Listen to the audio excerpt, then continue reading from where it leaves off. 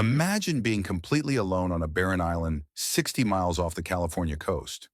No cell phones, no internet, no people, just you, the ocean, and whatever you can scavenge to survive. Now imagine doing that for 18 years straight. Sounds impossible, right? Like some made-up survival show? Well, this actually happened to a real woman in the 1800s. And her story is so wild that it inspired one of the most famous children's books ever written. But here's the kicker. Everything we thought we knew about her story, turns out most of it was wrong. The truth is way more heartbreaking and way more incredible than anyone imagined. This is the story of Juana Maria, the lone woman of San Nicolas Island. And trust me, by the end of this video, you're going to be absolutely blown away by what this woman went through. So stick around, because this tale has got everything: survival, mystery, a language that disappeared, and a twist that nobody saw coming. All right, so let's back up and set the scene. We're talking about the early 1800s, way before California was even a state. Out in the Pacific Ocean, about 60 miles west of what's now Los Angeles, there's this chain of 8 islands called the Channel Islands. San Nicolas Island is the most remote of the bunch. Seriously, this place is so isolated and harsh that back in the 1940s, the US government actually considered it as a potential test site for the first nuclear bomb. That's how brutal and empty this island is. Today, the Navy uses it for weapons testing, and regular people aren't even allowed to visit. But long before any of that, San Nicolas was home to a Native American tribe called the Nicoleño. These folks had been living on that island for thousands of years. We're talking like 10,000 years or more. They were total experts at island life, fishing, hunting seals, making tools from bones and shells, building their whole civilization around the ocean because, let's face it, there weren't exactly a ton of land animals hanging around. The Nicoleño were closely related to the Tongva people from the other Channel Islands, and they'd been doing their thing, living peacefully, trading with neighboring tribes, just vibing on their island home for generation after generation. Our main character was born into this tribe somewhere around the beginning of the 1800s. We don't actually know her real name. That's one of the saddest parts of this whole story. Her birth name is completely lost to history. The name Juana Maria, that was given to her later by Catholic priests, and we'll get to that. But for now, just know that she grew up as a Nicoleño girl on San Nicolas Island, learning all the traditional skills of her people, probably never imagining that one day she'd be totally alone out there, fighting to survive every single day. So here's where things take a seriously dark turn. In 1811, this group of about 30 hunters showed up on San Nicolas Island. They weren't just any hunters. They were Alaskan native sea otter hunters working for the Russian-American company, basically doing the dirty work for Russian fur traders who were making bank off what they called soft gold, sea otter pelts. These things were incredibly valuable, and these hunters were ruthless. At first, things were probably tense but manageable, but then something snapped. According to the reports, the hunters claimed that a Nicoleño had killed one of their crew members. Whether that actually happened or not, we don't really know, but the hunters used it as an excuse to go absolutely berserk. They attacked the Nicoleño people, killing tons of men who tried to protect their families, and, this is really rough, they raped many of the Nicoleño women. This wasn't just a raid, it was a straight-up massacre. The hunters stayed for over a year, hunting the sea otters nearly to extinction and decimating the Nicoleño population at the same time. In 1815, another group of Russian hunters led by this guy named Boris Tsarov came back for round 2. Luckily, Spanish authorities finally stepped in and arrested them for illegal hunting. But the damage was done. The Nicoleño tribe had been absolutely destroyed. From a thriving community that had survived for millennia, they were down to maybe 18 or 20 people by 1835. Think about that. From thousands of years of civilization to basically on the verge of extinction in just a couple of decades. It's one of those historical tragedies that doesn't get talked about nearly enough. The Spanish and Catholic missionaries saw what was happening and decided they needed to evacuate the remaining Nicoleños to the mainland. Whether this was genuine concern or just another way to control indigenous people and force them into the mission system is definitely debatable, but either way, a ship was coming to take them off the island forever. In late November 1835, this ship called the Peor es Nada, which hilariously translates to better than nothing, showed up at San Nicolas Island. The captain, a guy named Charles Hubbard, had a mission: get all the remaining Nicoleños off this island and bring them to Mission Santa Barbara on the mainland. His crew, which included a man named Isaac Sparks, started gathering everyone on the beach, loading them onto the ship. It should have been a straightforward evacuation, but then the weather turned nasty. A massive storm started rolling in, the kind that could smash a wooden ship to pieces against the rocks. The crew started panicking. They could see the waves getting bigger, the wind picking up, and they knew they were in serious danger. They made a split-second decision to get the heck out of there before they all drowned. In the chaos, they sailed away from the island as fast as they could. Here's where the story gets murky, and honestly, this is where people have been arguing for over 150 years about what actually happened. The romantic version of the story, the one that got passed around for decades, said that Juana Maria jumped off the ship when she realized her baby brother had been left behind, like she straight up dove into the ocean and swam back to shore to find him. Sounds super heroic and dramatic, right? Perfect story material. But here's the thing. George Nediver, the guy who eventually rescued her, later admitted he might have gotten some details wrong or mixed up. Other versions of the story say she just wasn't on the ship when it left, that maybe the crew didn't realize she was missing until they were already gone. Some accounts say there was a child, some say two children, some say it was her son, some say it was her brother. It's all over the place. For the longest time, nobody really knew what to believe. The crew of the Peor es Nada probably felt terrible about leaving her behind. Several boats actually returned to San Nicolas over the years, trying to find her and whoever else was left on the island. But no luck. Zero. Nada. It was like she'd vanished into thin air. Some people started to wonder if she'd even survived at all.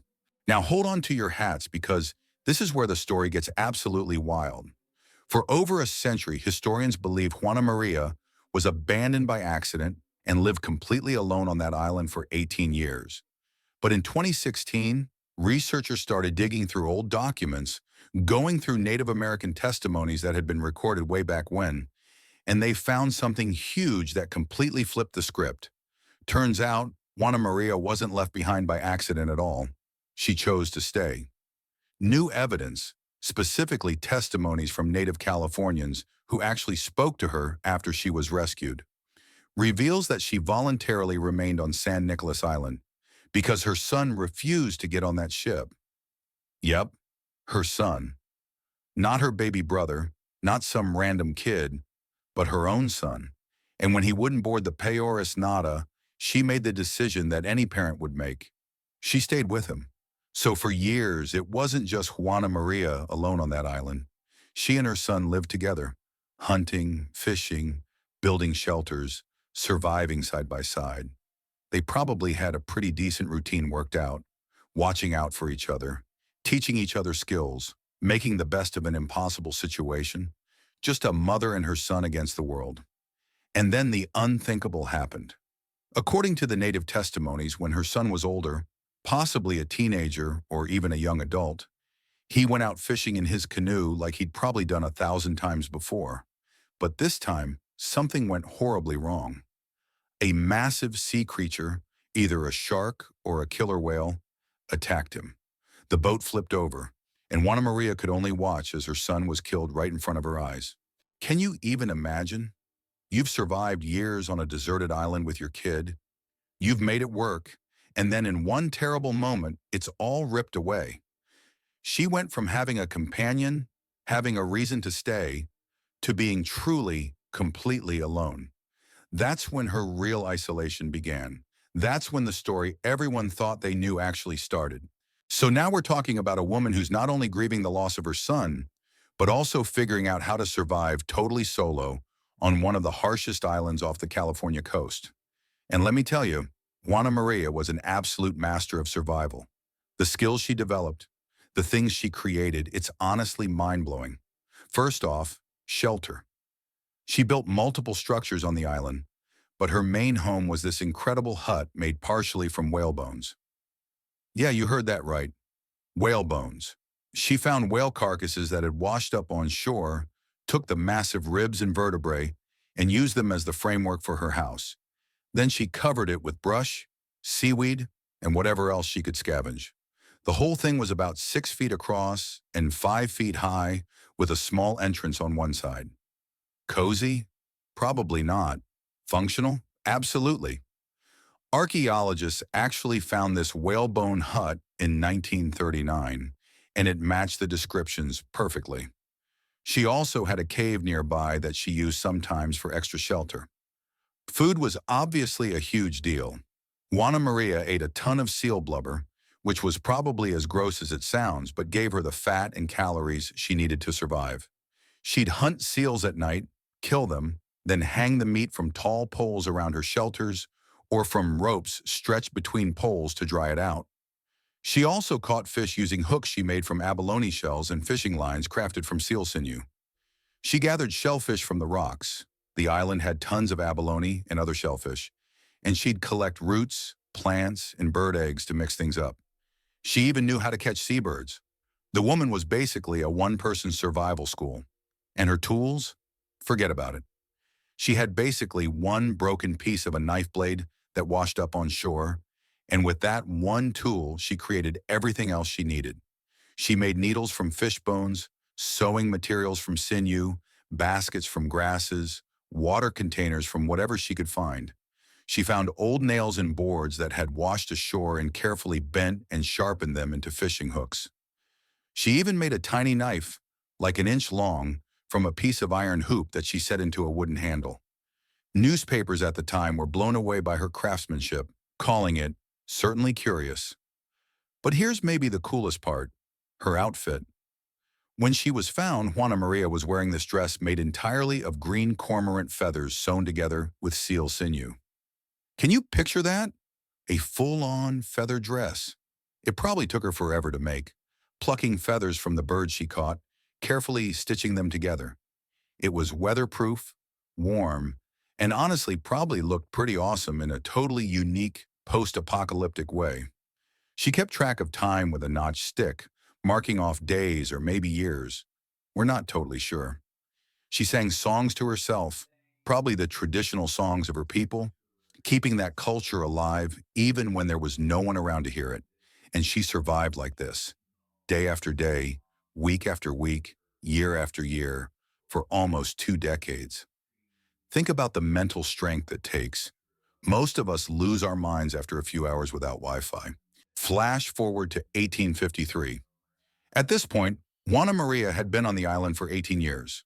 Captain George Nidever, an otter hunter and trapper, had heard stories about the lone woman who'd been left behind all those years ago, and he decided to mount a search. He'd actually tried twice before with no luck, but in July of 1853, on his third expedition, he took a different route with his crew. On July 21st, one of his crew members, a guy named Carl Dittman, found human footprints on the beach and pieces of seal blubber left out to dry.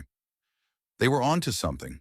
To test if someone was actually there, they found a basket filled with cormorant feathers and tools near the shore and scattered everything on the ground.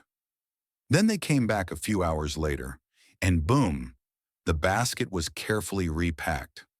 Someone was definitely there.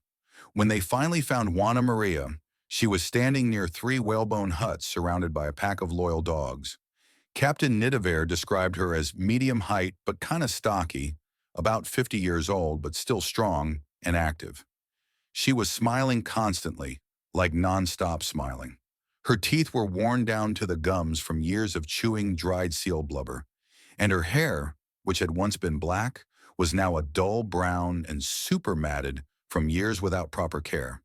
But she showed absolutely no fear. She actually seemed thrilled to see them. For the next few weeks, she showed Nidever and his crew everything: how she hunted seals, where she got water, how she made her tools, all her daily survival routines. She sang songs for them constantly and tried to talk to them. But here's the heartbreaking part. Nobody could understand a single word she said. The Native Americans on Nidavel's crew, who spoke Chumash and other local languages, couldn't understand her at all. It was like she was speaking a completely different language that nobody else on Earth knew anymore. When it was time to leave, she went willingly. There was nothing keeping her on San Nicolas anymore. Her son was gone, her people were gone, and she'd probably been hoping for rescue for years at that point. They nicknamed her Better Than Nothing after the ship that had left her behind, which is kind of darkly hilarious and also really sad. She seemed genuinely excited to be around people again, marveling at everything she saw as they sailed to Santa Barbara. Juana Maria arrived in Santa Barbara and moved into the home of Captain Nidavel and his wife, Maria. Her arrival caused a huge sensation. Newspapers sent reporters. Sailors came from all over just to see her. Everybody wanted to meet the wild woman who'd survived alone on an island for nearly 2 decades. And Juana Maria seemed to love it at first. She was fascinated by everything. The first time she saw a horse, she thought the rider and the horse were one creature. And when the guy got off, she had to go touch both of them to figure out what was going on. She spent a lot of time on the back porch of the Nidavel's house, just staring out at the ocean. People brought her gifts, and she'd accept them super graciously and then give them to the Nidavel children. She seemed genuinely happy and amazed by her new surroundings, but they still couldn't get anyone to understand her language. They brought in Chumash people, Tongva people from Santa Catalina Island, everybody they could think of who might share some linguistic connection, but nope, nobody could communicate with her. One guy recorded her singing a song, and even today, linguists have no clue what language she was speaking.